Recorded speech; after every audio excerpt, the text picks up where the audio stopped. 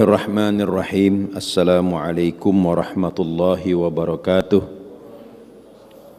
Alhamdulillahi rabbil alamin. Wassalatu wassalamu ala ashrafil anbiya'i wal mursalin wa ala alihi wa ashabihi ajma'in, amma ba'du.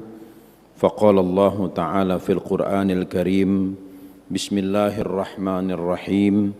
Qul ya ibadiyalladzina asrafu ala anfusihim la taqnatu min rauhillah innallaha yaghfiru dzunuba jami'a ila akhiril ayah. Wa qala Rasulullah sallallahu alaihi wasallam, ana aktsarukum istighfaran lillahi ta'ala wa astaghfirullah ta'ala kulla yaumin mi'ata marrah. Nabi sallallahu alaihi wasallam bersabda bahwa aku adalah orang yang paling banyak mengucapkan minta ampun kepada Allah, dan beliau meminta ampun, mengucapkan istighfar dalam satu hari kurang lebih 100 kali. Hadirin jamaah yang dimuliakan Allah, terkait dengan hadis tersebut, Sayyidina Abdullah bin Abbas radhiyallahu anhu menceritakan bahwa setelah Rasulullah sallallahu alaihi wasallam menyampaikan taujih atau pengarahan kepada para sahabat, datanglah seorang pemuda yang menghadap Rasulullah sallallahu alaihi wasallam dalam keadaan menangis terisak-isak. Lalu Rasulullah sallallahu alaihi wasallam bertanya, "Kenapa kamu menangis?" Pemuda itu menjawab, "Aku berbuat dosa ya Rasulullah." Lalu kemudian Rasulullah bertanya lagi, "Dosa apa yang sudah kamu perbuat?" Pemuda itu menjawab, "Ya Rasulullah, dosa yang saya lakukan ini sangat besar dan saya malu untuk mengungkapkannya." Lalu Rasulullah menjawab lagi, "Gak apa-apa, ungkapkan saja apa kesalahan kamu, dan kalau kamu ingin bertaubat, aku mintakan ampunan kepada Allah." Pemuda itu mengatakan, "Saya berat untuk mengatakan ya Rasulullah, karena dosa saya besar banget." Lalu Rasulullah bertanya lagi, "Memang kamu melakukan dosa apa?" "Dosa membunuh." Pemuda itu bilang, "Bukan ya Rasulullah, saya tidak membunuh." "Apakah kamu melakukan perbuatan syirik?" Pemuda itu menjawab lagi, "Bukan ya Rasulullah, saya tidak melakukan perbuatan syirik." "Terus apa dosa yang kamu lakukan?" Akhirnya pemuda itu sambil menangis terisak-isak menjawab pertanyaan Rasulullah sallallahu alaihi wasallam, "Ya Rasulullah, aku ini bekerja sebagai tukang gali kuburan, dan satu hari ada jenazah yang mau dimakamkan. Dari informasi yang saya terima, jenazah itu adalah jenazah perempuan. Di luar dugaan saya ya Rasulullah, ternyata perempuan yang mati itu adalah gadis idaman saya yang ingin saya nikahi, tapi nggak kesampaian karena terbentur oleh mas kawin, sehingga saya tidak bisa menikahi perempuan itu.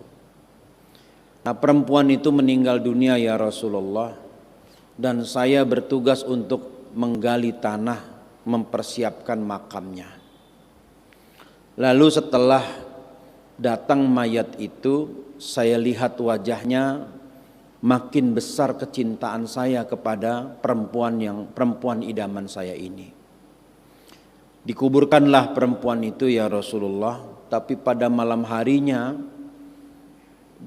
bisikan iblis itu lebih kuat di dalam hati saya, sehingga saya terdorong untuk membongkar makam yang baru saja dibangun. Terdorong untuk membongkar makam baru itu. Akhirnya saya gali lagi kuburan itu ya Rasulullah. Kemudian saya bisa dapatkan mayat perempuan yang saya cintai itu. Saya angkat mayat itu, lalu saya ciumi wajahnya ya Rasulullah. Karena godaan iblis lebih kuat di dalam hati saya, akhirnya saya zinahi mayat itu ya Rasulullah. Merah mata Rasulullah Shallallahu Alaihi Wasallam ketika mendengar cerita pemuda ini. Sampai satu waktu saya sering melakukan itu. Mayat perempuan ini tiba-tiba ketika saya zinahi keluar suara. Wallahu alam, ini peristiwa yang memang tidak dilihat banyak orang. Tapi pengakuan pemuda itu mengatakan si mayat ini tiba-tiba berkata, keluargaku sudah mensucikan aku dari janabah karena kematian. Dan sekarang justru kamu kotori jasad saya dengan membuat saya menjadi keadaan janabah di hadapan Allah. Maka nanti di yaumul kiamah saya akan tuntut kamu di hadapan Allah karena kamu sudah membuat jasad saya ini dalam keadaan janabah atau dalam keadaan junub. Takut saya ketika si mayit itu tiba-tiba dia bisa bicara. Tapi mungkin tidak melotot seperti sundel bolong, tidak seperti Suketi. Kalau Suketi langsung terbang dibunuh itu kan. Kalau ini hanya sekedar dia bersuara, menyampaikan keberatan dan kesedihannya karena dia sudah dizinahi dalam keadaan mati. Ya Rasulullah, setelah kejadian itu saya merasa berdosa betul ya Rasulullah. Nabi mendengar pengakuan pemuda tadi, marahnya bukan main. Lalu Rasulullah mengatakan, pergi kamu dari hadapan saya, jangan kelihatan batang hidung kamu di muka saya. Cari sendiri bagaimana kamu bertobat kepada Allah. Marahnya luar biasa Rasulullah. Si pemuda itu akhirnya pergi dari keluar dari Madinah. Beliau pergi menuju padang pasir di wilayah timur Madinah.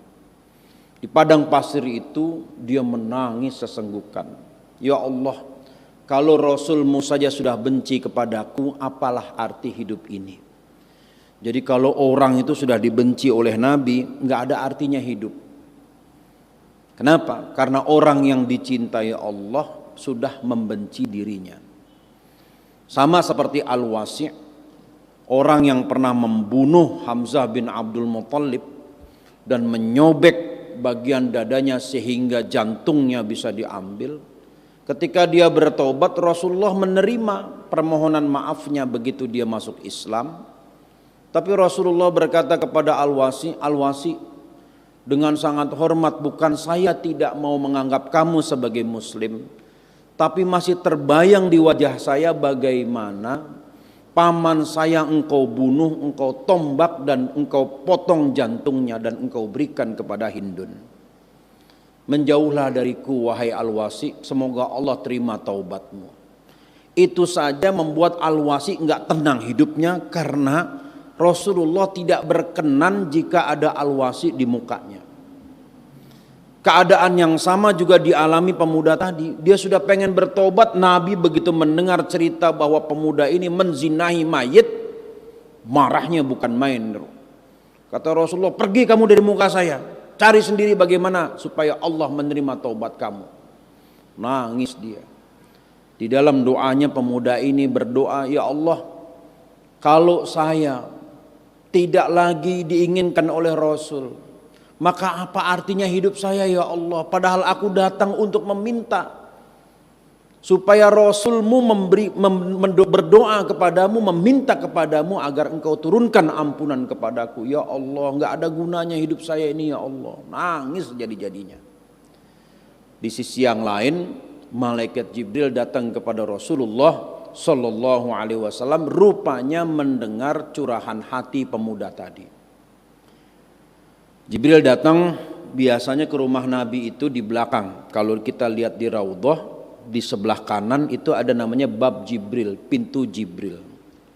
Dinamakan bab Jibril karena biasa Jibril menemui Nabi di situ, di bab Jibril. Dan tempat itu menjadi salah satu tempat barokah juga, dipenuhi banyak orang yang berdoa karena doa di situ termasuk salah satu tempat dikabulkannya doa. Jibril berkata, Assalamualaikum ya Rasulullah. Salam sejahtera untuk engkau ya Rasulullah. Ada salam dari Allah kepada anda. Maka Rasulullah menjawab salam itu, at-tahiyatul mubarakatus sholawatut tayyibatu lillah. Jadi salam kepada Allah itu bukan assalamu ala Allah, bukan assalamu alaikum, tapi at-tahiyatu lillah was-sholawatu wat-tayyibah. Penghargaan itu milik Allah, ucapan selamat itu milik Allah, dan semua kebaikan itu milik Allah. Ada apa Jibril?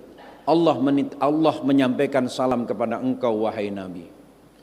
Maka Jibril bertanya, ya Rasulullah, siapa yang memberikan rizki? Maka Nabi menjawab, tentu Allah yang memberikan rizki dan kita meminta rizki itu. Lalu siapa yang memberikan keselamatan? Maka Rasulullah menjawab, yang memberikan keselamatan adalah Allah dan kita meminta kepada Allah. Dan siapa yang memberikan taubat? Tentu yang memberikan taubat adalah Allah dan kita yang meminta supaya Allah memberikan taubat. Kata Jibril, Allah mendengar permohonan taubat dari hambanya yang engkau usir kemarin. Kenapa engkau menolak orang itu? Dan kenapa engkau tidak memintakan doa kepada Allah supaya Allah memberikan taubat? Kamu tidak punya kewenangan untuk menolak dan menerima taubat dari seseorang. Menangislah Rasulullah Shallallahu Alaihi Wasallam ditegur oleh malaikat Jibril. Jadi Nabi itu kalau dia melakukan kekeliruan, yang negur langsung adalah Allah melalui malaikat Jibril. Ketika Nabi membebaskan tawanan perang, itu ditegur oleh Allah lewat surat Al-Anfal ayat 78 sampai ayat 80. Ditegur oleh Allah. Ketika Nabi menyolati jenazah orang munafik, Jibril menyampaikan surat At-Taubah ayat 84. Begitu cara Allah menegur nabinya, langsung. Maka Rasulullah menyesali perbuatannya, pernah mengusir orang yang ingin taubat. Akhirnya dipanggillah anak muda itu. Rasulullah perintahkan Abu Bakar dan beberapa orang sahabat, cari anak muda itu, kemana dia pergi. Tanya sana, tanya sini, ketemulah anak muda itu, ternyata sedang berdiam di sebuah goa di padang pasir di sebelah timur Madinah. Dipanggil pulang, ayo pulang. Rasulullah memanggil, senangnya bukan main anak muda itu. Lalu Rasulullah menyampaikan salam kepada anak muda itu, gembiralah kamu karena Allah sudah menerima taubatmu. Senangnya bukan main, dan sambil tetap dia menangis. Ya Rasulullah, aku hamba yang banyak dosanya ya Rasulullah. Aku orang yang paling banyak kesalahannya Rasulullah. Iya, tapi Allah sudah menerima taubat. Cuma dia masih dibayang-bayangi dengan kesalahan. Sehingga satu waktu ketika sholat maghrib, anak muda itu ikut sholat berjamaah di belakang Rasulullah Shallallahu Alaihi Wasallam, dan Rasulullah pada kesempatan sholat maghrib itu membaca surat At-Takasur, Alhaakumut Takasur. Bermegah-megahan telah membuat kalian lalai, hatta zurtumul maqabir, sampai kalian itu mendatangi kubur-kubur kalian. Begitu sampai di ayat itu, anak muda tadi teriak keras. Dia menjerit keras dan beliau wafat dalam keadaan sedang sholat. Para sahabat kaget mendengar teriakan anak muda tadi, dan setelah sholat Rasulullah mengatakan bahwa jasadnya, ruh orang ini telah disambut oleh malaikat rahmat, malaikat yang mendengar permohonan taubat dari orang yang bersalah.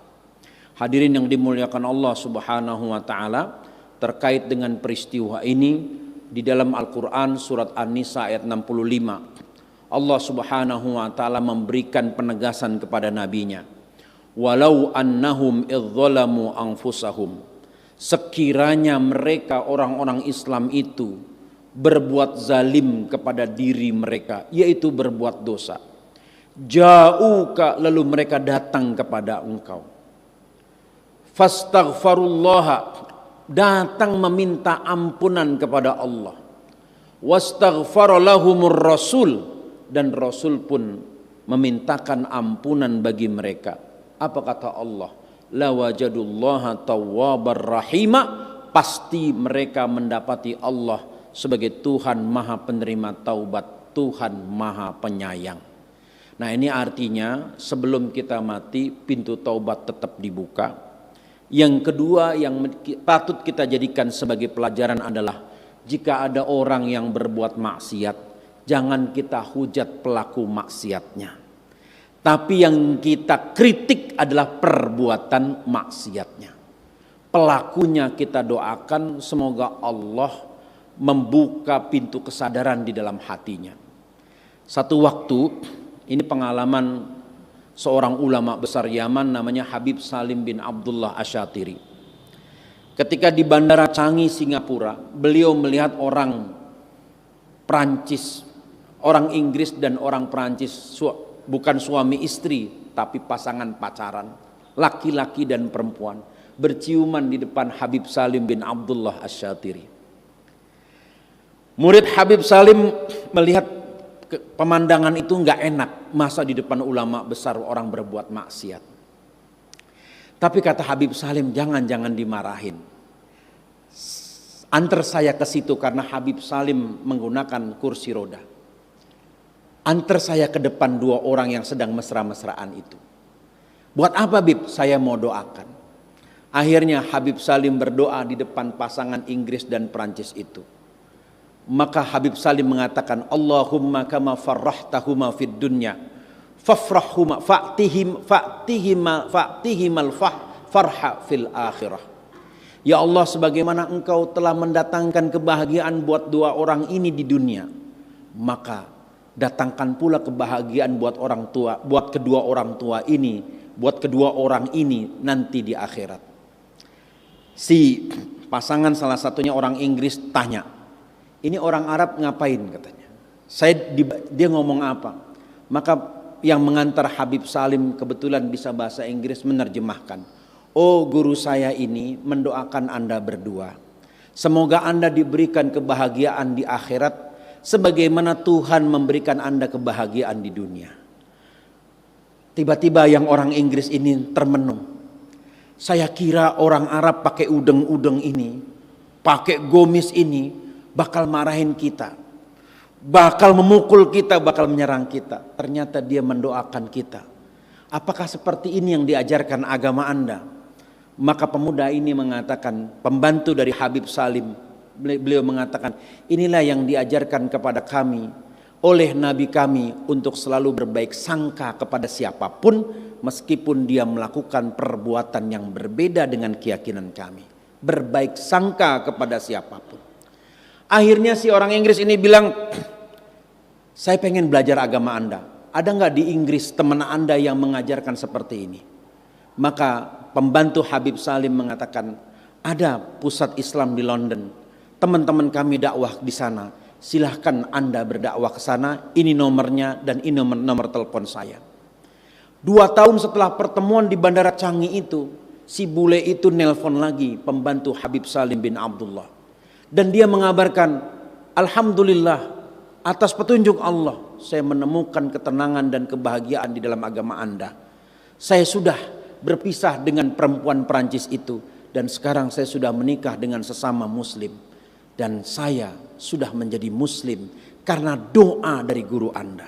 Masya Allah, prasangka yang baik itu bisa mengalahkan prasangka yang buruk. Sebagaimana Nabi mengatakan, wa'atbi'is sayyi'atal hasanah tamhuha. Maka ikutilah keburukan itu dengan kebaikan. Pasti energi kebaikan itu akan menghapus keburukan. Jadi kita tidak perlu berprasangka kepada orang yang suka berbuat maksiat. Mari kita doakan siapa saja yang berbuat maksiat di sekitar kita. Semoga Allah bukakan hati mereka dan Allah menerima taubat mereka. Dan dengan begitu insya Allah semuanya akan berjalan sebagaimana yang diinginkan oleh Allah Subhanahu wa taala. Hadanallahu wa iyyakum ajma'in. Billahi taufiq wal hidayah. Wassalamualaikum warahmatullahi wabarakatuh.